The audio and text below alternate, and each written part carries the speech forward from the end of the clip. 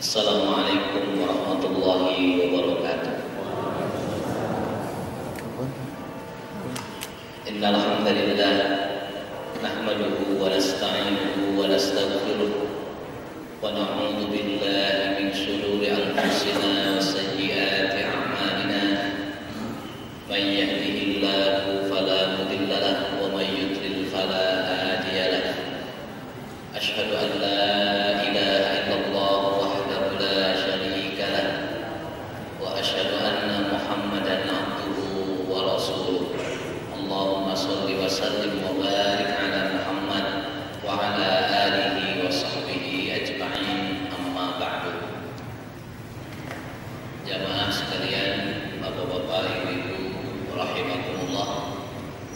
Alhamdulillah, di pagi yang cerah ini Allah masih menganugerahkan taufik kepada kita semua sehingga bisa kembali berkumpul dalam majelis ilmi, semuanya insyaallah dalam keadaan sehat walafiat. Hadirin dan hadirat rahimakumullah, melanjutkan pembahasan kitab tauhid, masih dalam pembahasan sebab-sebab terjadinya penyimpangan dari akidah yang benar. Terakhir kita sampai poin 3, at-taqlidul a'ma, taklid buta, dengan mengambil pendapat seseorang dalam masalah akidah tanpa mengetahui dalilnya. Bukan hanya dalam masalah akidah tentunya. Taklid ini merupakan sebab kepanjangan dari jahil atau kebodohan. Seseorang ketika tidak mengerti permasalahan agama, baik itu menyangkut akidah, ibadah maupun muamalah, maka orang tersebut tidak akan punya pijakan karena tidak adanya atau minimnya ilmu tentang din. Maka sebab pertama, jahil itu yang mendominasi sebenarnya. Taklid buta ini akibatnya saja. Taklid kepada seseorang tanpa mengetahui dalilnya, akhirnya terjadi kesalahan, inhiraf, menyimpang, keluar dari jalan yang benar. Entah keluarnya sampai tingkat, ada yang sampai tingkat kufur, ada yang sampai tingkat syirik karena ikut-ikutannya, ada yang masih terbatas tersesat. Sesat itu ada yang sampai keluar dari agama, ada yang belum tapi tetap sesat. Bisa digolongkan fasik karena arti al-fisqu adalah al-khuruj minal haq, keluar dari kebenaran. Dan taklid banyak terjadi tentunya di kalangan masyarakat awam. Maka merupakan kewajiban bagi para ulamanya yang memahami din ini untuk memberikan pemahaman seluas-luasnya dalam berbagai masalah. Baik, kemudian sebab yang keempat yang menyebabkan terjadinya penyimpangan akidah adalah al-ghuluw fil awliya was shalihin, berlebihan di dalam mencintai para wali dan orang-orang soleh.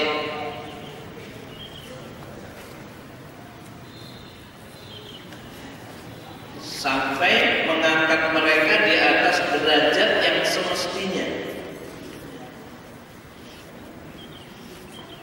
Para wali Allah adalah semua orang-orang beriman yang taat kepada Allah dan Rasulnya, baik ulamanya maupun awamnya. Itu wali Allah. Semua orang beriman dari kalangan awam dan taat kepada Allah dan Rasulnya itulah wali. Nah, di tengah-tengah masyarakat yang ada awam dengan berbagai tingkatan ilmunya, ada ulama, ada orang-orang soleh yang dekat dengan Allah Subhanahu wa Ta'ala. Dan kesolihan tidak diukur oleh penampilan. Kesolihan seseorang tidak diukur oleh penampilan, tidak diukur oleh sorban yang lebar atau kopiah yang putih. Gak apa-apa pakai kopiah hitam juga gak apa-apa. Sebagian jamaah haji Indonesia berangkat pakai kopiah hitam, pulang putih. Tapi kan nggak sebuah keharusan, tetap haji walaupun kopiahnya hitam. Nggak tahu, itu nggak ada makna sama sekali, nggak ada hubungan. Apa kalau berangkat pakai kopiah hitam tandanya berangkat membawa dosa? Itu kasihan yang kopiahnya hitam. Pulang pakai kopiah putih tandanya sudah suci, belum tentu. Belum tentu mabrur dia belum. Jadi tidak diukur kesolehan itu oleh penampilan. Ketakwaan tidak diukur oleh penampilan. Tapi seorang yang muslim, apalagi ulama, harus berpenampilan yunnah. Harus berpenampilan yunnah karena panutan umat. Gak mungkin sudah disebut ulama soleh, panutan masyarakat, masa ketika ada acara-acara resmi dia pakai blue jeans, pakai kaos t-shirt, rambutnya cepat, ya nggak mungkin, nggak pantas. Karena contoh. Jadi kalau sudah menjadi tokoh masyarakat, dalam hal-hal kecil pun harus diperhatikan. Sekali lagi, bukan dari penampilan, tapi dari kualitas iman yang ada di dadanya, kemudian tingginya ilmu yang dimilikinya. Kemudian ilmu itu melahirkan khasyah, rasa takut kepada Allah Subhanahu wa Ta'ala, sehingga dia tidak berani melanggar perintah Allah dengan meninggalkannya dan melanggar larangan Allah dengan melaksanakannya. Itulah takwa. Takwa adalah hati-hati.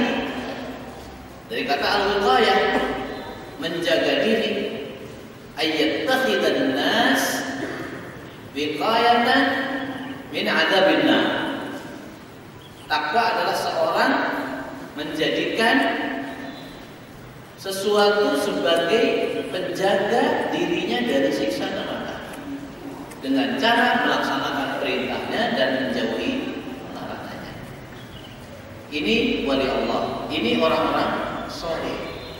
Tapi ketika masyarakat awam melebih-lebihkan, kelewatan di dalam memuji, di dalam menyanjung, di dalam mencintai dan menghormati, sampai melewati derajat yang semestinya diberikan, yaitu derajat keulamaan sebagai panutan masyarakat. Khususnya di saat mereka sudah meninggal. Orang soleh ini meninggal, kiai besar ini meninggal, masih berlebihan diposisikan sebagai orang yang memiliki kelebihan seperti manusia biasa, yaitu meyakini bahwa mereka mampu melakukan sesuatu yang tidak mampu dilakukan kecuali oleh Allah, baik berupa mendatangkan manfaat maupun menolak kemudaratan.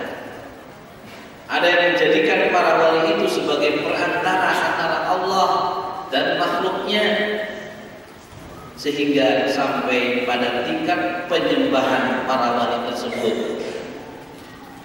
Berdatangan ke kuburan orang soleh ini,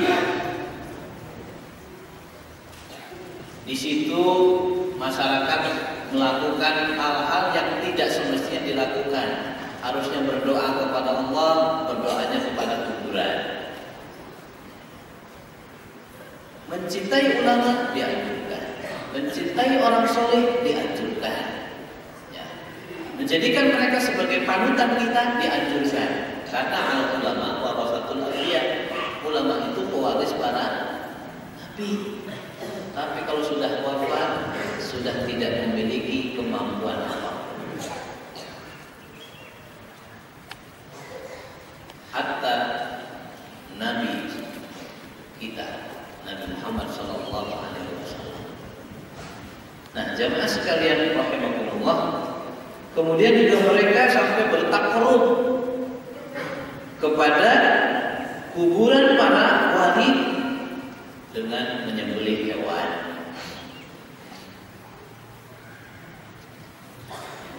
Untuk wali-wali yang dikubur di situ, ada yang bernadar ke kuburan itu dan istighosah, minta perlindungan, minta keselamatan dengan mendatangi kuburan-kuburan tersebut serta meminta pertolongan. Nah, jamaah sekalian, hal ini pernah terjadi. Pernah terjadi seperti yang pernah saya singgung terhadap kaum Nabi Nuh. Saat itu seperti yang diabadikan oleh Allah dalam surat Nuh ayat 23. Ada 5 orang soleh, ada 5 orang baik, kiai besar, ulama besar yang dekat dengan Allah Subhanahu wa Ta'ala, dicintai ketika hidup dan dicintai ketika mati. Sampai 5 ulama ini dalam surat An-Nur 23, yaitu namanya Suwa, Waddun, Suwa, Yaghuz, Ya'uq dan Nasr. Dibangun kuburannya dalam rangka supaya masyarakat bisa mengenangnya. Ada kuburannya dibangun dengan bagus sebagai bentuk penghormatan. Berhenti sampai situ? Tidak. Kemudian dibangun patung-patungnya. Akhirnya masyarakat beriktikaf di situ. Padahal iktikaf harus di masjid. Iktikaf itu syaratnya sah. Iktikaf, sebuah iktikaf dikatakan sah bila dilaksanakan di masjid. Ini iktikafnya di kuburan 5 orang soleh, sudah dikeramik, sudah dibangun patungnya. Di situ mereka meminta, di situ mereka memohon. Untuk itulah Allah Subhanahu wa Ta'ala mengutus Nabi Nuh. Kalau itu bukan sebuah penyimpangan akidah, Allah tidak akan utus Nabi Nuh. Dan cukup lama beliau berdakwah hanya mengatasi kesyirikan dalam masalah ini, yaitu mengkultuskan orang-orang soleh, para wali Allah, melewati yang semestinya, mencintai mereka dengan kecintaan yang berlebihan, sampai meminta di situ, minta barokah di situ, minta pertolongan ke situ. Mereka meyakini bahwasanya orang-orang soleh ini bisa menyampaikan hajatnya kepada Allah Subhanahu wa Ta'ala. Maka Allah utus Nabi Nuh untuk menyelesaikan masalah penyimpangan sosial ini, yaitu penyimpangan akidah dalam masalah kultus ulama. Sekali lagi, kalau itu bukan penyimpangan, Allah tidak akan utus Nabi Nuh. Sampai berapa tahun Nabi Nuh telah menyelesaikan masalah ini? Lama, 950 tahun. Hanya mengatasi permasalahan gimana kita menyelesaikan permasalahan penyimpangan di Indonesia banyak sekali. Bukan hanya penyimpangan akidah, akidahnya dalam berbagai bab.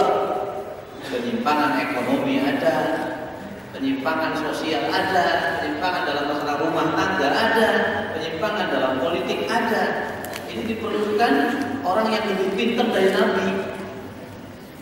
Padahal nggak ada nabi lagi setelah Nabi Muhammad SAW. Nah, orang-orang yang mencintai secara berlebihan para ulama saat itu mengatakan la tadarunna alihatakum, berpesan jangan kalian sekali-kali tinggalkan Tuhan-Tuhan kalian. Jadi sudah sampai diputuskan menjadi Tuhan selain Allah. Wala tadarunna waddan, jangan kalian tinggalkan. Wad itu orang soleh yang bernama Wad. Wala Suwa, juga Suwa. Wala Ya'uq, juga. Wala Yaghus, juga Yaghus. Wala Ya'uq, wala Nasr. Sampai seperti itu. Maka diutus Nabi Muhammad untuk memperbaiki penyimpangan akidah. Maka dari itu Rasulullah mengambil pelajaran. Jangan sampai terulang kembali pada umatnya, yaitu kesyirikan dalam masalah kuburan. Berdoa kepada orang-orang yang sudah mati, bukan mendoakan orang-orang yang sudah mati. Harusnya kan mendoakan orang-orang yang sudah mati dan juga masih hidup. Allahumma ighfir lil mu'minina wal mu'minat wal muslimina wal muslimat al ahya'i minhum wal amwat innaka sami'un qarib mujib da'wat. Itu doa yang diajarkan. Ya Allah, ampunilah orang-orang beriman, laki-laki dan perempuan, orang-orang Islam, laki-laki dan perempuan, baik yang sudah mati maupun yang masih hidup. Yang hidup mendoakan yang mati, bukan yang hidup berdoa ke yang mati. 950 tahun dan hanya mendapatkan beberapa orang saja. Sampai peringatan Allah berkali-kali diturunkan dan mereka tetap di dalam kekufurannya, di dalam kesyirikannya. Akhirnya Allah timpakan musibah besar, yaitu air bah, banjir besar sampai melewati gunung, dan yang selamat hanya yang mengikuti Nabi Nuh alaihissalam di dalam kapalnya atau perahunya. Nah, ini hadirin dan hadirat rahimakumullah. Mudah-mudahan kita bisa mengantisipasinya. Dan lagi dari Rasulullah mengambil pelajaran, maka beliau melarang untuk membangun kuburan karena kekhawatiran terulang kembali, terutama kuburan orang-orang saleh, para ulama. Dikubur seperti biasa saja, didoakan semoga amal solehnya diterima. Kalau ada kesalahan diampuni oleh Allah Subhanahu wa taala. Dari jauh pun doa itu sampai. Mendoakan Rasulullah yang dikuburkan di kota Madinah dari Karanganyar sampai ke itu dengan sholawat. Allahumma sholli ala Muhammad wa ala ali Muhammad kama shallaita ala Ibrahim wa ala ali Ibrahim. Dalam sholawat yang kita selalu baca. Tidak harus kumpulkan uang hanya sekedar untuk mendoakan Rasulullah dari dekat. Ya, kalau kebetulan berangkat haji atau umroh, tidak salah berkunjung ke kuburan Rasulullah untuk mengucapkan salam. Assalamualaikum ayyuhan nabi wa rahmatullah wa barakatuh. Sudah ada di dalam tasyahud kita. Ya. Kalau kita amati tadi sudah ada di situ, sholawat sudah ada. Assalamualaikum ayyuhan nabi ketika dengar, semuanya adalah doa. Pasca Rasulullah wafat, Rasulullah tidak bisa memberikan bimbingan apapun kepada umatnya. Maka beliau tegaskan, taraktukum ala mahajjatil bayda lailuha kanahariha la yazidu anha illa halik. Ketika Rasulullah sebentar lagi wafat, dan itu isyarat, sahabat sudah paham semua. Aku tinggalkan kalian di atas tuntunan yang bersih dan bening, yaitu agama tauhid, agama yang hanif, yang bersih dari unsur-unsur khusus syirik. Namanya mahajjatun bayda. Tuntunan yang putih bersih. Islam ini, dinut tauhid ini, la yazigu anha illa halik. Tidak ada yang berpaling dari tuntunan yang bersih dan putih ini melainkan pasti celakanya. Para sahabat menangis semua ketika Rasulullah mensabdakan ini, karena paham, oh ini kok Rasulullah mengatakan seperti itu.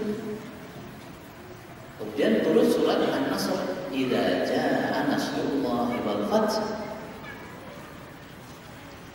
Yang paham sekali tentang surat An-Nasr ini dua orang sahabat, Umar bin Khattab dan Abdullah bin Abbas. Maka ketika ditanya, sahabat ditanya, ini surat An-Nasr, idza jaa nasrullahi wal fath, ini tentang apa? Para sahabat semua menjawab, tentang kemenangan Islam. Kata Ibnu Abbas, tidak, salah itu, keliru, bukan tentang itu. Ada na'yun min Allah. Ayat ini merupakan berita dari Allah Subhanahu wa taala akan dekatnya umur Rasulullah sallallahu alaihi wasallam. Jadi orang yang paling paham tafsir dari kalangan sahabat adalah Ibnu Abbas. Terus Rasulullah juga pernah bersabda, "Taraktu fikum amrayn." Sudah aku tinggalkan pada kalian dua perkara, pedoman hidup. In tamassaktum bihima lan tadillu abada, kitabullah wa sunnati. Jika kalian pegang kedua ini, kedua warisan ini, kalian selamanya tidak akan tersesat, yaitu kitabullah, Al-Quran Al-Karim, wa sunnati, dan sunnah-sunnah. Baik itu sabda-sabda Rasulullah maupun sunnah fiqhiyah perbuatan Rasulullah sallallahu alaihi wasallam. Murnikan ketauhidan kita semurni-murninya dengan mengikuti sunnah yang dituntutkan oleh Rasulullah sallallahu alaihi wasallam, khususnya dalam masalah akidah. Berdoa langsung kepada Allah Subhanahu wa taala, tidak melalui perantara-perantara, kecuali minta didoakan kepada orang hidup. Itu dibolehkan. Datang ke orang yang dipandang oleh masyarakat solih, tolong Pak Kiai, Ustadz, dan sebagainya, julukan-julukan yang ada, doakan saya mau berangkat haji, semoga pulang menjadi mabrur. Kita wajib mendoakan, bahkan masyarakat umum harus saling mendoakan. Gak usah minta restu dulu, ya. Datang ke kuburan orang soleh, Pak Kiai, saya minta restu mau berangkat umroh. Gimana kalau keluar terus ngomong tak restui, pasti kabul tuh, bangkit dari kuburan. Itu berlebihan. Cintai ulama, ikuti ilmunya, ikuti akhlaknya semasa hidup dan setelah meninggal. Tuntunan-tuntunan yang ditinggalkan, karya-karya baik yang ditinggalkan, kembangkan, hidupkan, dan sebagainya. Itu menghormati ulama. Menghormati Rasulullah SAW adalah dengan cara mencintai sunnah-sunnahnya. Kalau para sahabat dulu langsung mencintai fisik Rasulullah SAW, sampai dipesankan di dalam surat Al-Hujurat, bengok di depan Rasulullah aja tidak boleh. Semasa hidup, la tarfa'u aswatakum fawqa sautin nabi. Jangan pernah kalian angkat suara kalian melebihi suara Nabi. Etika di depan Rasulullah SAW. Kita petik dari wasiat Allah dalam surat Al-Hujurat ini, etika terhadap guru. Murid bukan ngomong di depan guru tidak sopan, meskipun guru bukan Nabi. Itu adab bersosial, adab bermasyarakat. Nah, ini fenomena yang ada di masyarakat yang akhirnya terjadi penyimpangan akidah, bahkan terjerumus ke dalam kesyirikan. Menyimpangnya bukan hanya menyimpang sebuah kefasikan, tapi sampai kesyirikan. Yang harusnya meminta kepada Allah, meminta kepada selain Allah, Karena orang soleh sedang istirahat, tinggal menunggu hisab dari Allah juga. Kita doakan semoga menjadi ahlul jannah. Semoga ilmu-ilmu yang sudah diajarkannya menjadi penuntun umat-umat setelahnya. Sebagaimana mereka bisa meraih pahala di sisi Allah, bisa meraih kebaikan di sisi Allah yang menghantarkan mereka ke dalam surganya, umatnya pun bisa. Ikuti tuntunannya. Insya Allah kita selamat. Kemudian yang kelima yang tidak kalah penting, sebab terjadinya penyimpangan dalam akidah adalah adanya kelalaian terhadap perenungan ayat-ayat kauniyah yang terhampar di jagat raya ini dan juga ayat-ayat Qur'aniyah. Masyarakat tidak pernah melakukan perenungan terhadap dua ayat. Ayat kauniyah, alam semesta, tidak paham gunung seindah itu siapa yang membuat, terus bagaimana seharusnya bersikap terhadap pembuatnya. Berarti tidak paham dalam tauhid rububiyah. Terus kurang juga perenungan terhadap ayat-ayat tanziliyah, ayat-ayat yang diturunkan oleh Allah Subhanahu wa taala kepada Rasulullah sallallahu alaihi wasallam, yaitu Al-Qur'anul Karim. Membacanya tidak pernah, sehingga tidak tahu tuntunan yang benar. Bukankah Allah berfirman, "Inna hadzal Qur'ana yahdi lillati hiya aqwam." Sesungguhnya Al-Qur'an ini memberi petunjuk ke jalan yang lebih lurus. Tapi pertanyaannya, apa mungkin seorang muslim bisa mendapatkan petunjuk yang lurus, ngerti jalan yang benar kalau tidak pernah berinteraksi dengan Al-Qur'anul Karim? Gimana dia tidak pernah membuka lembaran-lembaran mushaf Al-Quran? Tidak mungkin tahu. Karena ketidaktahuan terhadap kandungan Al-Quran, yang di situ ada perintah bertauhid, di situ ada larangan berbuat syirik, larangan berbuat kenifakan, kemunafikan, kefasikan, dan semua kemaksiatan-kemaksiatan, dan dipenuhi dengan berbagai perintah-perintah untuk melakukan amal soleh, sehingga tidak tahu ini dilarang, ini diperintahkan. Karena ada kelalaian, maka diperlukan ada forum-forum kajian Al-Quran. Bagaimana mengkaji surat Makkiyah, surat yang diturunkan sebelum hijrahnya Rasulullah SAW ke Madinah. Apa isinya? Bisa mengambil pelajaran. Subhanallah, ternyata surat-surat Makkiyah isinya adalah penanaman nilai-nilai tauhid dan peringatan-peringatan kepada manusia dari mensekutukan Allah Subhanahu wa taala. Surat yang terakhir isinya tauhid. Qul a'udzu birabbin nas, malikin nas, ilahin nas, min syarril waswasil khannas, alladzi yuwaswisu fi sudurin nas minal jinnati wan nas. Tidak ada kandungan hukumnya. Murni ketauhidan, rububiyah, uluhiyah, dan nama-nama Allah Subhanahu wa taala dan sifatnya. Dalam Al-Ikhlas juga pernyataan ketauhidan, qul huwallahu ahad, yang menjadi pintu hidayah mu'minun. Dia juga membaca surat Al-Ikhlas direnungi sampai mendapat hidayah dari Allah Subhanahu wa taala. Sampai An-Naba. Apa kekhususan surat-surat Makkiyah dan apa kekhususan surat-surat Madaniyah? Perlu ada kajian Qur'ani. Dengan harapan nanti memberikan cahaya di dalam kehidupan kita. Hadirin dan hadirat rahimakumullah, di samping itu juga masyarakat terbuai dengan hasil-hasil teknologi dan juga kebudayaan sehingga mengira bahwa itu semua adalah hasil kreasi manusia semata. Modern, maju dengan berbagai teknologinya, tapi lupa. Jadi mengklaim ini adalah kreasi manusia semata. Ini adalah hasil kepintaran manusia.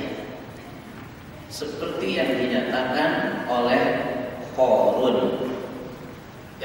kembalikan dalam surat Al-Qasas ayat 78. Apa komentar Qarun ketika dia bisa menguasai dunia dan hartanya melimpah ruah? Lupa Allah. Qala innama utitu ala ilmin indi. Innama utitu ala ilmin indi. Diabadikan dalam Al-Qasas 78. Qarun berkata, sesungguhnya aku diberi harta itu hanya karena ilmu yang aku miliki. Ingkar bahwasanya ilmu itu dari Allah Subhanahu wa taala. Sekarang apalagi sudah modern, orang bisa mengkloning hewan, bahkan mungkin manusia, sehingga muncul kesombongan, terjadilah penyimpangan. Kalau Allah bukan bisa bikin manusia, aku juga bisa bikin dengan cloning. Tetap tidak bisa mengimbangi Allah. Coba kamu bikin manusia tanpa ada manusia aslinya, bisa enggak? Tidak bisa. Ini kesombongan Qarun, sehingga sampai ada istilah kalau ada harta di bawah tanah terus tergali disebutnya harta karun. Harta karun itu berarti harta peninggalan si Qarun. Apa iya tuh kalau ada di Karanganyar ada emas 1 kilo itu emasnya Qarun? Ya sampai seperti itu. Dan Allah hancurkan sampai sehancur-hancurnya keluarganya berikut hartanya. Tidak bisa menyelamatkan sama sekali. Ini penyimpangan akidah juga disebabkan karena canggihnya teknologi sehingga dia bisa mengumpulkan dunia ini sebesar-besarnya dan lupa Allah Subhanahu wa taala. Hadirin dan hadirat rahimahullah, mereka tidak berpikir bahwasanya di sana ada zat yang menciptakan semuanya.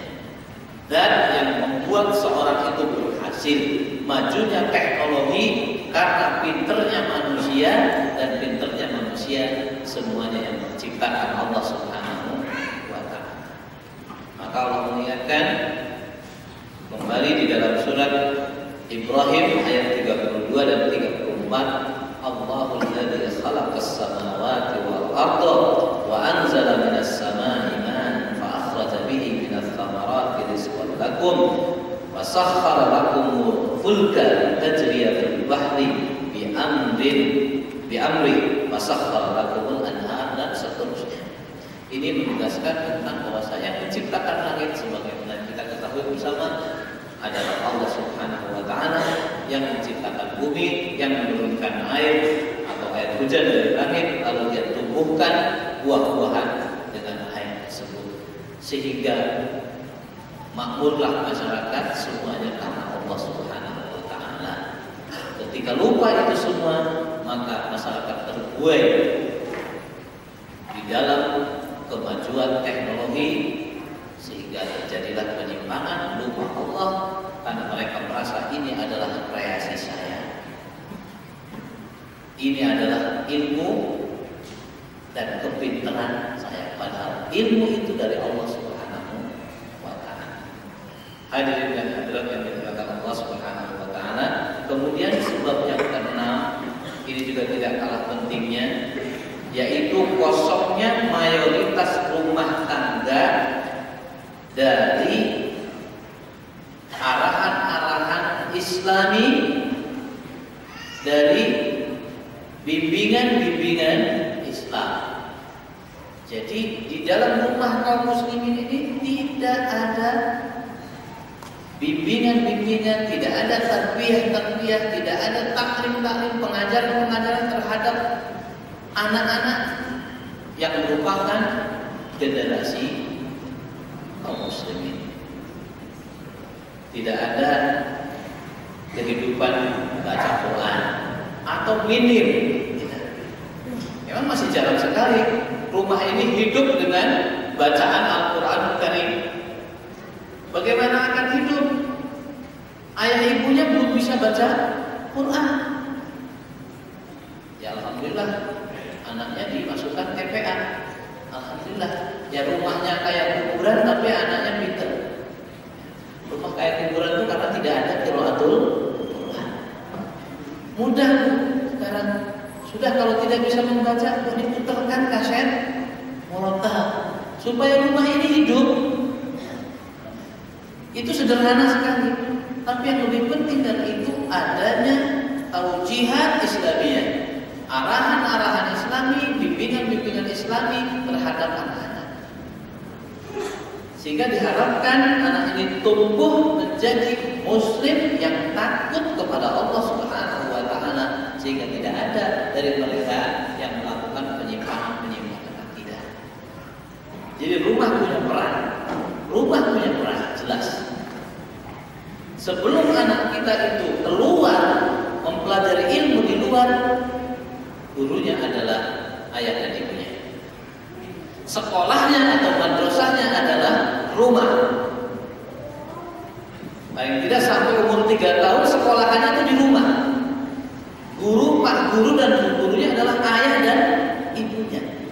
Ketika dalam masa pertumbuhan mulai dari lahir sampai menjelang umur 3 tahun tidak ada tarbiyah, tidak ada pendidikan, atau pendidikannya pendidikan buruk.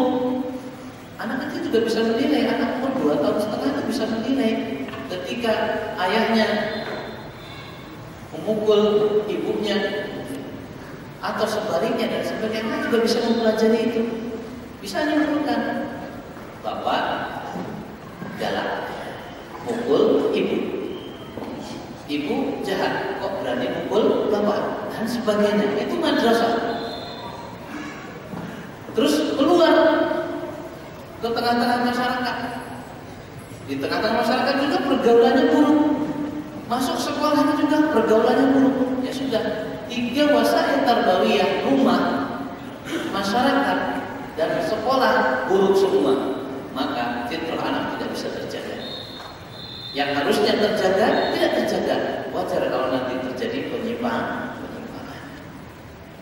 Ketika rumah kaum muslimin ini diperankan semaksimal mungkin sebagai salah satu sarana pendidikan bagi anak-anak, insya Allah masyarakat akan baik.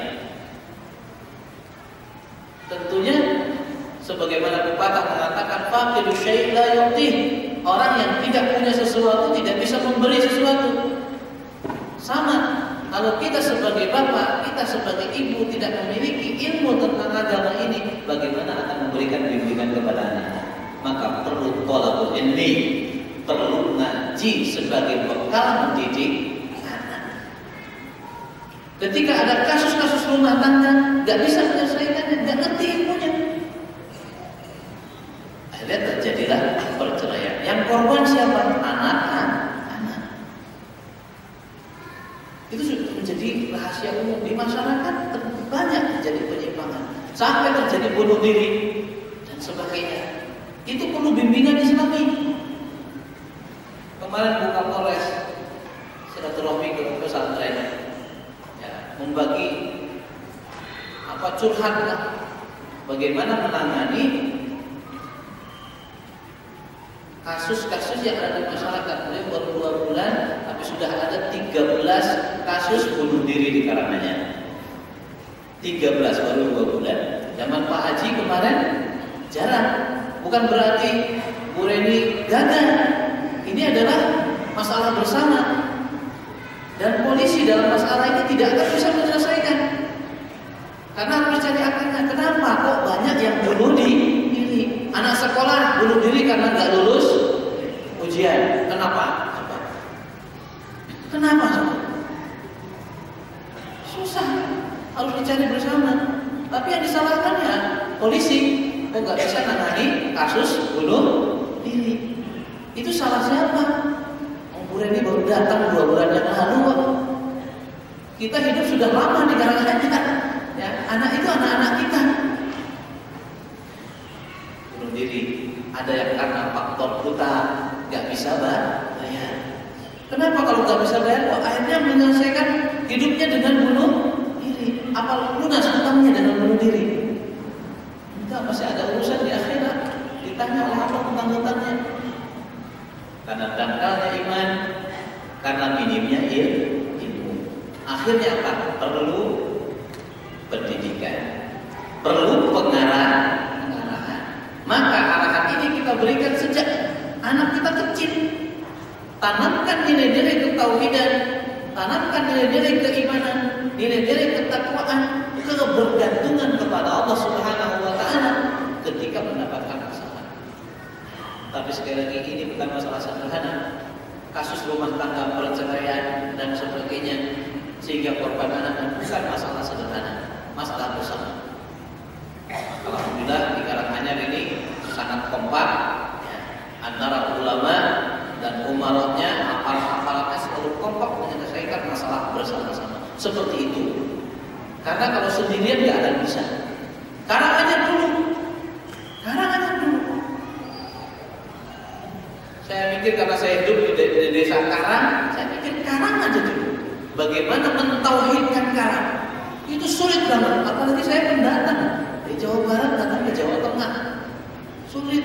Saya harus bisa berkomunikasi dengan tokoh-tokoh masyarakat yang ada. Mari kita membangun masyarakat yang Islami, masyarakat yang dicintai oleh Allah Subhanahu wa taala, masyarakat yang jauh dari kesyirikan dan masyarakat yang bertauhid sehingga harapan kita menjadi baldatun thayyibatun wa rabbul ghafur terwujud. Karena masyarakat yang takwa kepada Allah Subhanahu wa taala. Tapi sekali lagi tidak lepas dari peran rumah di dalam mendidik putra-putranya. Rasulullah mengingatkan kullu mauludin yuladu 'alal fitrah. Setiap anak itu lahir di atas fitrah, bersih, suci, bertauhid, berserah diri kepada Allah. Tidak ada noda-noda dosa. Fa abawahu yuhwidanihi aw yunassiranihi aw yumajjisanihi. Fitrah ini, kesucian anak yang baru lahir ini, keislaman anak dan ketauhidan anak yang baru lahir ini bisa dijaga pertama kali oleh kedua orang tuanya. Dan yang bisa menggagalkan merubah bertauhid jadi musyrik juga orang tuanya.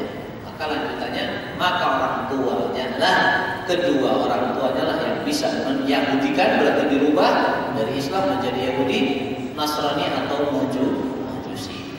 Hadis ini mengingatkan tentang peran orang tua di dalam tarbiyah anak-anak. Kalau dahulu ketika keluarga ini, ayah dan ibu tidak mampu memberikan pendidikan yang maksimal kepada anak, dipanggil guru ke rumah.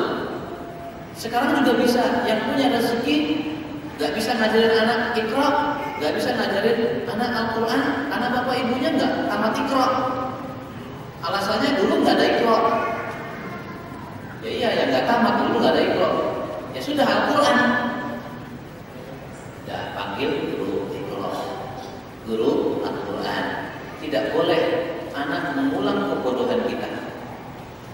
Dan kepada orang tua masih ada kewajiban untuk belajar.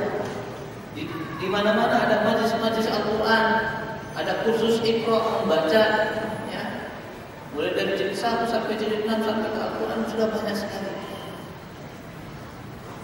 Nah ini tugas kita yang sangat mulia. Kemudian yang ketujuh terakhir sebagai penutup, sebab terjadinya penyimpangan adalah enggannya media pendidikan dan informasi di sebagian besar dunia Islam menunaikan tugasnya dengan baik. Kemudian kurikulum pendidikan kebanyakan tidak memberikan perhatian yang cukup terhadap pendidikan agama Islam. Bahkan ada yang tidak peduli sama sekali. Nah ini rujukan untuk kita. Para pengelola pendidikan, kemudian sarana-sarana informasi, mulai televisinya, radionya, majalah-majalah, surat kabar, sekolah-sekolah, pondok pesantren, sekolah swasta, sekolah negeri belum maksimal di dalam menanamkan nilai-nilai ketauhidan. Maaf, untuk sekolah umum pelajaran sudah diringkas dalam pendidikan agama Islam. Satu materi. Mudah-mudahan tidak diletakkan di hari Sabtu jam terakhir. Mudah-mudahan. Kalau itu diletakkan hari Sabtu jam terakhir, jadi pendidikan agama itu sebagai apa? Pelengkap atau yang utama? Katanya seimbang antara pendidikan agama dan eksak. Anak-anak dicerdaskan matematikanya, IPA-nya juga, fisika, kimia, biologi, dan sebagainya, supaya menjadi manusia yang menguasai ilmu pengetahuan. Tapi kan kita sepakat dasarnya sebagai kendali hidup dia supaya tidak menyimpang adalah pendidikan agama. Coba dievaluasi berapa banding berapa antara pelajaran umum dan pelajaran agama. Monggo, kalau belum seimbang wajar terjadi penyimpangan pada anak-anak. Anak SMP baru remaja wajar menyimpang. Tidak ada pendidikan, di rumah tidak ada, di sekolah tidak ada. Matematika tidak membuat anak soleh. Ya, pelajaran biologi, kimia tidak membuat anak soleh, membuat anak pintar. Pintar itu. Tapi kalau tidak ada dasar pendidikan Islam, akan jadi apa? Pintar bisa sombong nanti, bisa kayak Korun nanti. Korun itu pintar tapi tidak soleh. Korun itu pengusaha besar, ibaratnya mesin uang. Tapi ketika dianugerahi Allah rezeki, dia mengatakan ini karena kecerdasan aku, bukan karena Allah. Karena aku MBA, karena aku S3 ilmu ekonomi. Padahal kepintaran dari Allah Subhanahu wa Ta'ala. Saya sering bicara diskusi dengan para guru, Pak, sudah imbang belum toh pendidikan di Indonesia antara penanaman nilai-nilai Islam dan pelajaran-pelajaran umum? Belum. Yaitu kalau di sekolah umum sudah langsung singkat pelajaran pendidikan agama Islam, sudah lengkap, fikihnya di situ, tafsirnya di situ, Quran hadisnya di situ, akhlaknya di situ. Dikasih 2 jam per minggu di hari Sabtu jam akhir, sambil ngantuk, udah capek lah, besok libur. Maka hanya pondok pesantren yang bisa berperan secara seimbang. Hanya pondok pesantren harus melalui boarding, memang harus melalui boarding, dipesantrenkan, dipondokkan. Di pondok itu lengkap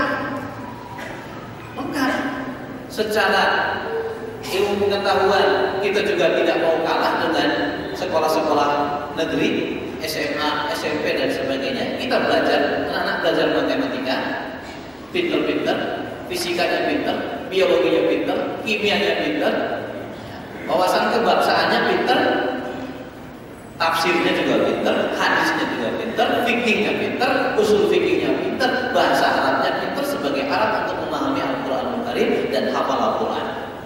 Insya Allah itu pola pendidikan yang seimbang. Kalau di luar belum seimbang. Jadi ibu, bapak kalau nyekolahkan anak-anak, ini bukan promosi ini, bukan promosi, karena memang kami belajar dari kenyataan, ketidakseimbangan antara pendidikan agama dan pendidikan eksak. Maka kita buat Madrasah Aliyah Tahfidzul Quran program IPA. Madrasah Aliyah Tahfidzul Quran program IPA terakreditasi A, disamakan, sama berijazah negeri, berijazah Quran, berijazah kepondokan, bisa bahasa Arab, bisa bahasa Inggris, nggak buta matematika, paham ilmu agama. Itu, tapi kan membutuhkan waktu yang sangat panjang, butuhkan biaya. Sebetulnya ya nggak terlalu mahal banget ya ibu kalau ngasih makan anak, cuma nggak kehitung aja karena di rumah makan bareng di dapur gitu. Kalau ke pondok kan bayar per bulan 700, gede banget. Sebetulnya ibu tinggal nunggu hasil. Biasanya orang tua kalau gagal kita dikritik, kalau berhasil matur nuwun. Sudah banyak alumni yang sudah kita keluarkan, Itu udah tamat itu ya ada yang soal ke rumah Ustaz mau pamit matur nuwun ya, anak saya sudah hafal Al-Quran, sudah pinter IPA, sudah diterima di ITB, sudah diterima di UGM. Cuma bilang matur nuwun aja juga jarang. Gak tahu nih, ini orang tua aja yang belum terdidik berarti. Bukan kita minta di apa ya, ya wajar lah pamit gitu. Sudah wisuda sudah. Ini maka kita belajar dari kekurangan-kekurangan yang ada di dalam program pemerintah, kita lengkapi tanpa menghapuskan program-program yang sudah dicanangkan pemerintah. Kita hanya melengkapi, yaitu pendidikan dasar-dasar agama, supaya kelak kalau menjadi insinyur yang soleh, kalau menjadi dokter yang soleh dan takut kepada Allah Subhanahu wa Ta'ala, kalau dia berusaha menjadi pengusaha yang takut kepada Allah, hartanya melimpah, dia keluarkan zakatnya karena takut kepada Allah. Kalau tidak dikeluarkan, hartanya kotor, akan dituntut oleh Allah, hartanya akan menjadi malapetaka seperti korun. Jadi generasi soleh. Nah, ini faktor yang ketujuh, mari kita maksimalkan. Di sini mesti ada guru-guru baik yang ngajar matematika, selipkan pesan-pesan keagamaan. Jangan murni ngajar 1 tambah 1, 5 dikurangi 2 dan sebagainya. Habis itu salam ujian. Itu guru bukan murabi namanya, bukan pendidik, tapi pengajar, hanya transfer maklumat. Jadi bedanya mu'allim sama murabi itu, kalau mu'allim hanya mentransfer maklumat, ini kurikulumnya semester 1 dari bab ini sampai ini, selesai diadakan ujian, nilainya bagus, sukses. Itu normatif sekali. Tapi kalau murabi di samping mengajar juga membina. Saat dikumandangkan adzan, mari nak kita ke masjid sholat dulu. Jangan pulang dulu, sholat sama bapak, sholat sama ibu. Guru begitu. Itu namanya pendidik betulan. Tapi ada juga yang penting ngajar, bahkan sering bolos ngajarnya pun. Nah ini awas tuh, haji memakan gaji buta gitu. Itu terkait dengan kewajiban dan transaksinya disaksikan Allah Subhanahu wa Ta'ala karena dia menerima hak dari pemerintah. Ini nasihat saya kepada bapak-bapak guru, ibu-ibu guru yang mengajar umum, apalagi yang mengajar agama, yang mengajar Quran hadis, yang mengajar akidah, akhlak. Jangan murni textbook, tapi bagaimana membimbing secara langsung. Memang yang sudah berperan di pesantren, di seluruh pesantren yang ada di Indonesia sudah berperan. Sholat pakai bel, tidur pakai bel. Itu tanda bangun, tanda maem, tanda setoran, sprint, tanda olahraga dan sebagainya. Sudah sampai hafal. Kadang-kadang santri sampai mengatakan, aduh kita diatur sprint dan bel. Ya memang begitu. Satu-satu jam 3:30 harus sudah mulai gerilya, bangunkan anak-anak dan sebagainya. Coba itu. Memang harus seperti itu, ada pengorbanan. Insya Allah terwujud generasi yang soleh. Itu hadirin dan hadirat rahimahullah 7 sebab penyimpangan akidah. Selanjutnya kita akan membahas insya Allah bagaimana cara menanggulanginya jika itu terjadi. Sebabnya sudah dikaji, bagaimana langkah-langkah penanggulangannya secara bertahap. Pelan-pelan kita ubah menjadi masyarakat yang takut kepada Allah Subhanahu wa Ta'ala. Allah a'lam bishawab. Ada pertanyaan? Jangan disisakan. Ini yang pertama. Alat-alat elektronik yang ada hampir semua pembuatnya non-muslim. Sedangkan kita semua ingin menggunakan, bagaimana hukumnya?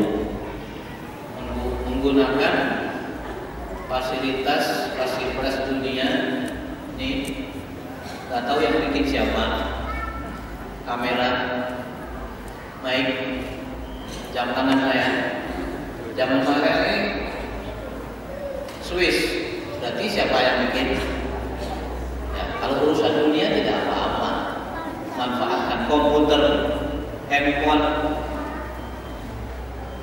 Karena Indonesia belum bisa bikin kok Pak. Ya, Indonesia belum bikin. Ada orang pintar sedikit kurang terpakai di Indonesia.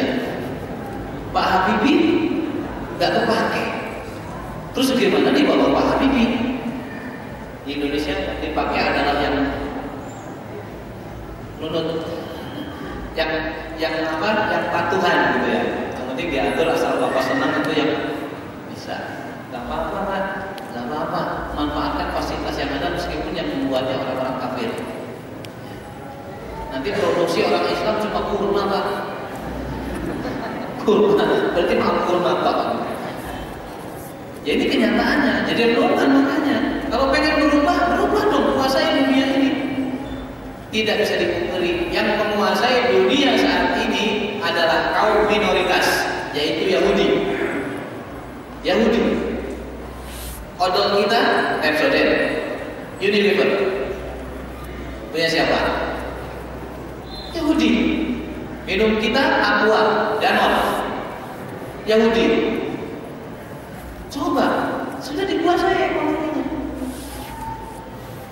Dan selalu menang di pasaran.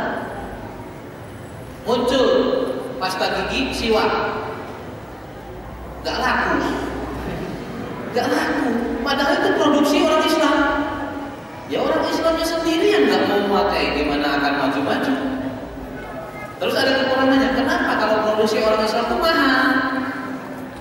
Ya ini Pepsodent lebih murah dari siwak. Ya silahkan direnungi ini. Kalau memang mau berislam secara kafah semuanya harus dikuasai oleh kaum muslimin dan harus saling bahu membahu. Cuma selisih 100 rupiah, Pepsodent harganya 900, siwak 1000. Beli Pepsodent. Ya beli yang 1000 gak apa-apa lah, 100 rupiahnya niatkan sedekah gitu. Wah Ustaz gak enak, odolnya gak enak. Sudah masalahnya banyak sekali. Intinya boleh memanfaatkan fasilitas-fasilitas yang ada meskipun produk orang-orang kafir selama kita belum mampu untuk menyaingi. Kan ada seruan boikot produk Yahudi. Monggo, bisa enggak? Kalau bisa mari kita mulai pelan-pelan. Boikot Pepsodent. Siap? Di rumahnya masih ada Pepsodent semua kok. Ayo hijrah dari Pepsodent ke siwak. Bukan iklan ini. Saya nggak ada hubungannya dengan pabrik odol siwak. Nggak ada dividen, nggak dapat tunjangan. Ayo kita hijrah odol, hijrah sabun. Lepoy pindah sabun madu herbal buatan Ibu Aisyah. Siap enggak? Belum. Ya sudah, mari kita pelan-pelan dulu. Kalau enggak, maka jangan mengharapkan itu karena belum ada solusi. Allah. Ustaz mau nanya, apakah ada batasan taklid? Jadi selama ini yang saya lihat jangan di sekitar kita sekarang ini malah meningkat, tidak hanya sekedar ojol saya mengajak ojol dosa. Yang satu sebetulnya melarang taklid karena inas awal bahasa awal warga berulang karena Rasulullah. Yang satu justru sebetulnya taklid itu boleh orang masuk kiai dulu dari zaman Wali Songo sampai kiai termasuk kita kok mau menjerumuskan kita enggak. Jadi kita kalau urusan itu ya kita taklid saja nggak apa-apa. Sampai seberapa besar kita boleh taklid, apakah ya harus semuanya kita harus tahu. Jangan sedikit dalilnya mana? Gara-gara dalil sekarang sudah selesai. Itu aja tahu. Iya. Perlu dibedakan istilah taklid ini. Ada penggunaan kalimat taklid dalam makna ittiba. Sebetulnya sama-sama ittiba dan taklid itu arti Indonesianya ngikut. Ya. Dalam kajian ilmu usul fikih ada bab al-ijtihad wa taklid. ijtihad dan taklid. Ijtihad dilakukan oleh ulama, taklid dilakukan oleh awam. Taklid yang dimaksud dalam bab ini taklid yang dibenarkan. Jadi orang awam itu memang harus mengikuti tuntunan ulama. Kalau enggak ikuti ulama terus ikuti siapa? Taklid dalam makna positif. Yang dicela tadi adalah taklid buta, asal ikut. Kita harus kritis. Boleh ketika ada, tapi ikutnya ulama, bukan sembarangan orang. Kalau ikut Imam Syafi'i benar. Maknanya apa hukum taklid kepada Imam Syafi'i dalam buku-bukunya, karya-karyanya seperti kitab Al-Um? Bagus. Jadi kita berfikih seperti fikihnya Imam Syafi'i yang diabadikan dalam kitab Al-Um 8 jilid itu bagus. Karena ikuti orang benar, taklid kepada orang benar. 3 penggunaan kata aja sebetulnya. Ada taklid bermakna ittiba, ikut kepada orang yang berpemahaman benar. Ada orang yang taklid asal ikut. Coba, dia di masyarakat ini ada yang diangkat sebagai tokoh. Ini gak ngerti apa-apa, tapi punya jemaah 700. Salah semua. Coba, salah semua. Kasus yang sedang kita tangani di Karanganyar itu karena kebodohan. Itulah taklid. Jamaatul Muslimin yang ada di Kerjo, yang dulu ikut pengikut Nabi Rahman itu. Coba, apa ini yang diikuti Rahman? Yang keliru itu apa? Benar. Coba. Dengan panduan bukunya, panduan kurikulum 100 tahun. Kita gelar di Kementerian Agama kemarin. 100 tahun satu bendel, tulisan tangan Pak Rahman. Coba, ini taklid yang benar kan ini? Semua isinya tulisannya. Ketika kita kritik, tolong diluruskan. Kata Pak Suparmin, tolong diluruskan. Pak, ini nggak bisa diluruskan, diganti. Bapak jangan pakai lagi buku ini karena dari halaman pertama, huruf pertama sampai huruf akhir salah semua. Kalau kaidah tafsir tidak ada tafsir di situ. Kalau kaidah ilmu hadis tidak ada ilmu hadis di situ. Tapi dikupas ayat Al-Quran dan hadis menurut pemahaman Pak Rahman, diikuti oleh jamaahnya di Kerjo, di Jenawi, di Kurcung dan sebagainya. Sampai ini menjadi PR MUI kita. Kita bukan hanya menghukumi sesat, itu orang tidak tahu. Tidak tahu. Kalau kamu sesat, gampang, keluar. Kamu sesat. Sesatnya di mana, Pak Ustaz? Di situ sesat. Tuh, apa solusi begitu? Nah, jamaah-jamaahnya yang sekian ratus banyak tuh. Berarti hampirnya ini jamaah masjid agung, Pak. Saya nggak punya pengikut sampai 700. Yang loyal ke saya itu nggak sampai 700. Santri-santri aja masih pada ngeyel kok. Santri saya sendiri 669 itu ada yang ngeyel. Kalau ini satu suara. Ketika kami bertanya kepada Pak Suparmin, ini ketuanya siapa? Boten-boten ketua. Loh, terus bisa mengadakan pengajian banyak kayak gini gimana? Itu rencana Allah. Bingung semua jawabnya. Rencana Allah katanya. Iya kan? Gak mungkin ini.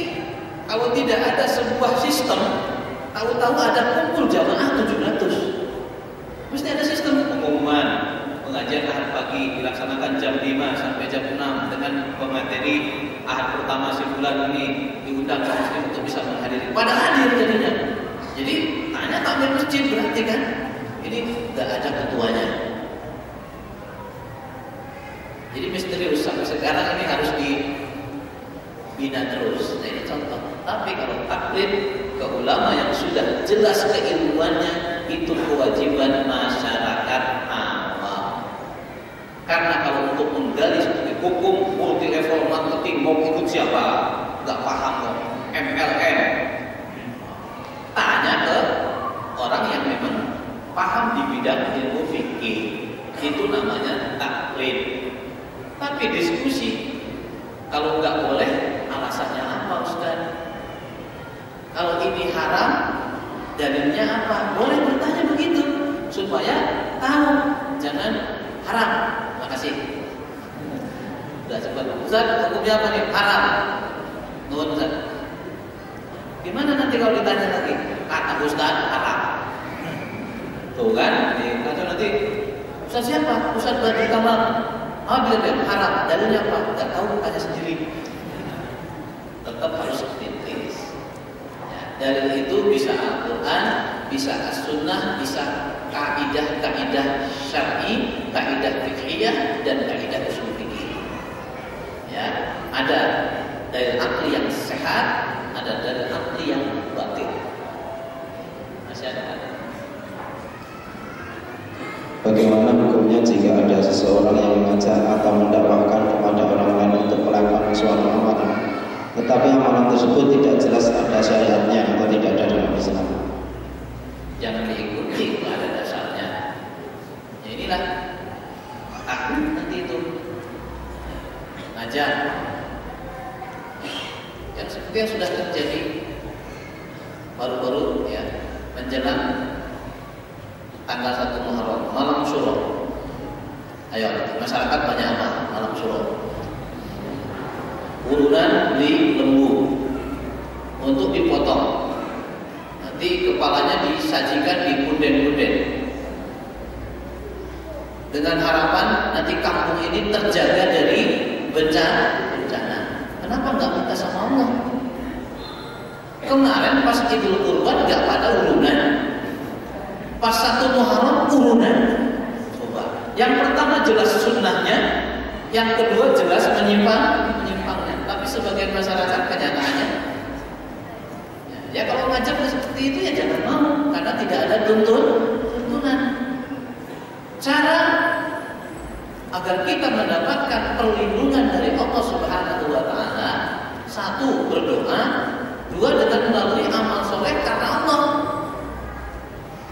Udah kumpulkan aja masyarakat, potong lembu, makan bersama, fakir miskin diundang, anak yatim diundang, sama-sama ngasih, sama-sama potong lembu.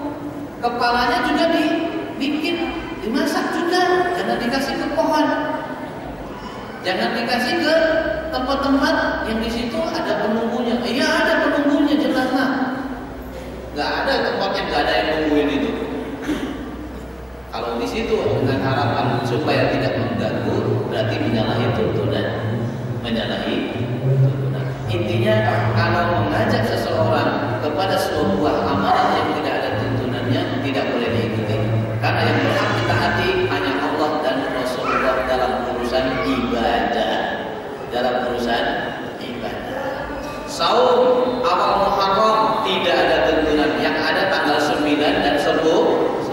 Besok tanggal 13, 14 Tasu'a dan Asyura. Selainnya tidak ada saum. Yang ada tuntunan sunnah saum tanggal 9 dan tanggal 10. Tapi sudah ada yang melaksanakan saum pembuka tahun baru. Saum pembuka tahun baru dan saum penutup tahun yang baru. Di akhir bulan Dzulhijjah ada yang puasa. Tolong tunjukkan dalilnya. Karena ini saum ini ibadah, harus pakai tuntunan. Sholat yang ke-6 boleh enggak? Zuhur, asar, maghrib, isya, subuh. Tambah yang tambah 1 boleh enggak? Kan sholat enggak boleh, itu namanya ngarang sholat. Puasa Ramadan yang wajib. Ya. Terus dibuat lagi syariat baru oleh seorang kiai atau apa supaya diikuti umatnya. Tidak ada tuntunan. Ada puasa wajib selain Ramadan, selain puasa Nadar. Kan yang wajib cuma Ramadan, Nadar, Nyaur Hutang. Selain itu sunnah, Senin Kemis sunnah, Daud sunnah, Shaumul Bid sunnah, Arafah sunnah, Asyura sunnah. Ya sudah, laksanakan yang sunnah-sunnah itu. Ini malah ada puasa menjelang haji, puasa syukuran haji. Apa itu? Pulang haji puasa 3 hari, sebelum haji puasa 3 hari. Katanya supaya hajinya mabrur. Bukan mabrur, malah bermasalah. ya sudah pulang kembali lagi. Yang biasa melaksanakan saum Senin Kamis kembali Senin Kamis. Yang biasa Daud kembali Daud. Yang biasa saumul bid tanggal 13, 14, 15 setiap bulan Hijriah kembali lagi. Udah. Itu aja udah banyak banget kok. Kok ngarang-ngarang puasa, ngarang-ngarang sholat, ngarang-ngarang dan sebagainya. Jangan diikuti.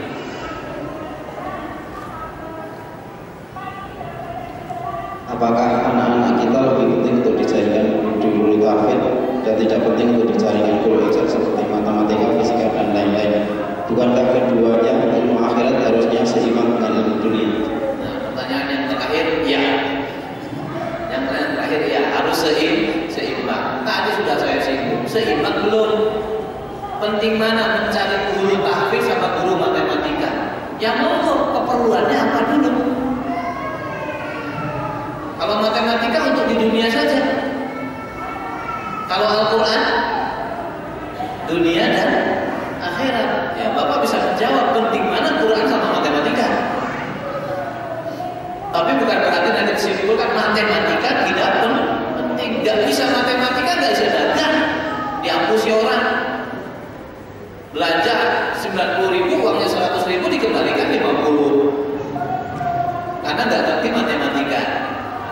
Walaupun hafal Quran itu bodoh. Walaupun hafal Quran ini bodoh. Ya insya Allah lah tamat SD itu tambahan bisa, kurangan bisa, kalian bisa, bagian bisa. Gak diakusi orang insya Allah.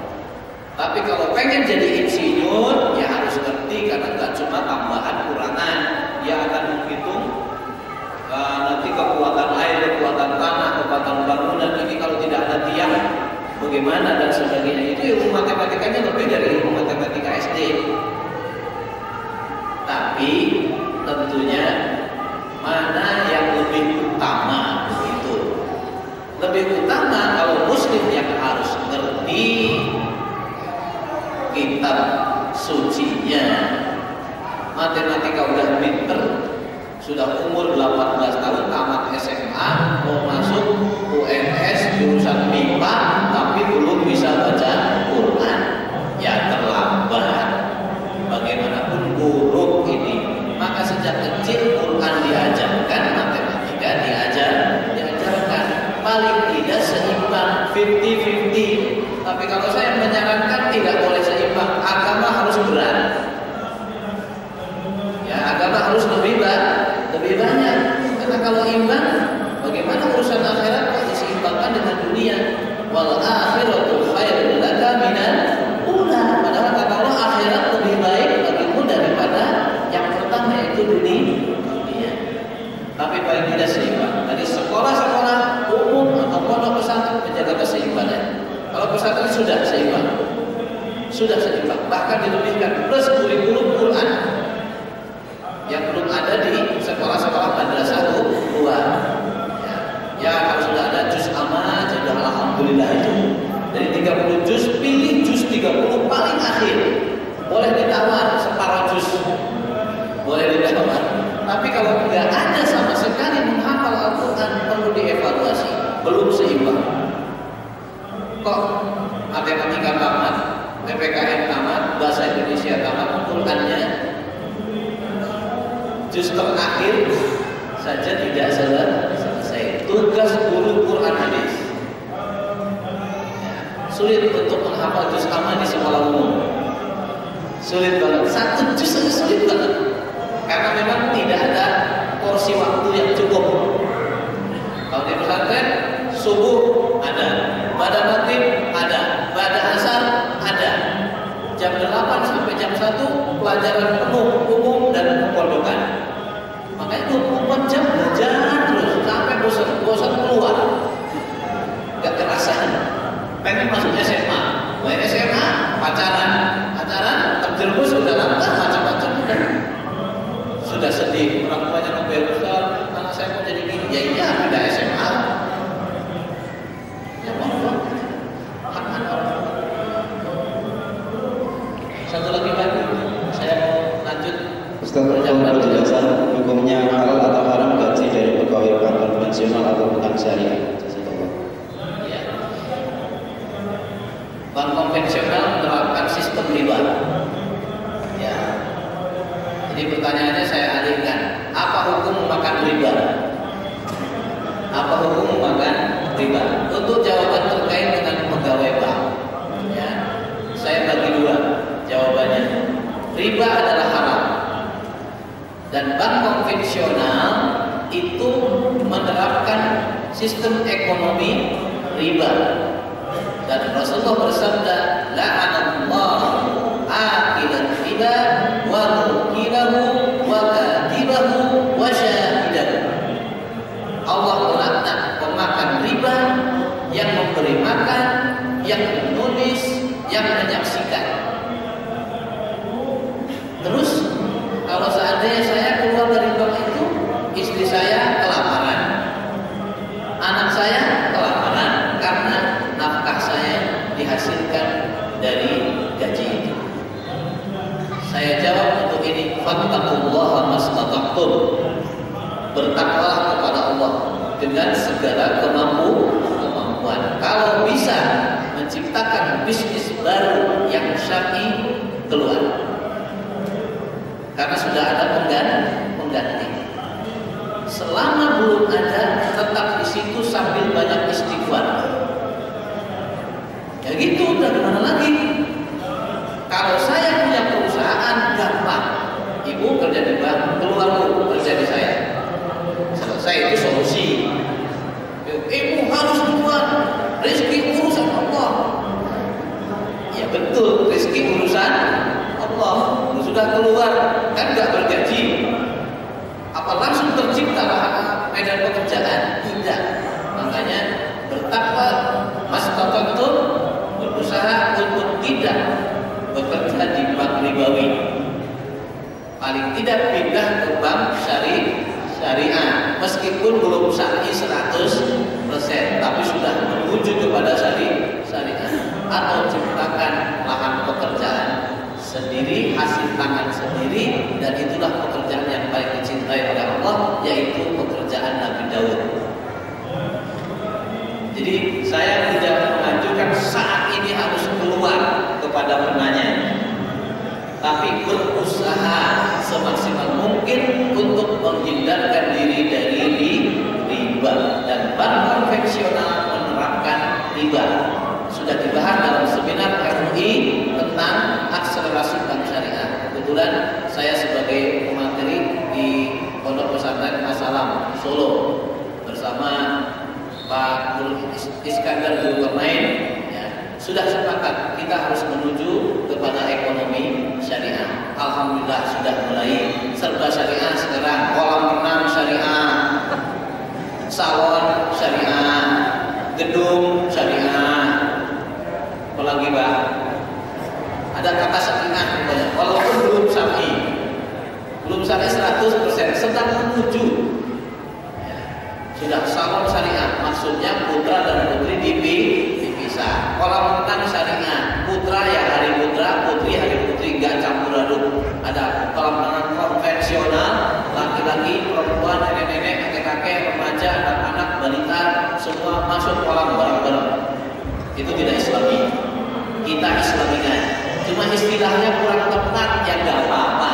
Harusnya kan kolam renang Islami, bukan kolam renang syariah, ya, bukan bank syariah, tapi Islamic Bank. Berarti bank Islam. Salah, saya kritik. Sudah terlanjur katanya. Bank syariah Mandiri, bank syariah Danamon, bank BRI syariah. Nggak ada Islamic BRI, nggak ada. Padahal bahasa Inggrisnya pun Islamic, bukan syariah. Syariah Bank nggak ada. Saya belum pernah menjumpai syariah Bank. Adanya Islamic Bank. Ya sudah, nggak apa-apa. Yang penting akarnya sudah syar'i. Gitu. Kita menuju kepada ibu sekalian. Jadi secara pelan-pelan saya nasihatkan, secara pelan-pelan lepas. Secara pelan-pelan lepas. Selama belum bisa lepas, banyak istighfar kepada Allah, semoga diampuni dosanya. Ya sudah, begitu aja, itu usaha. Allah besar, saya cukupkan dulu. Maaf, saya mau melanjutkan langsung ke Jawa Barat karena Bapak ada di baru pulang haji. Mohon doa semoga sampai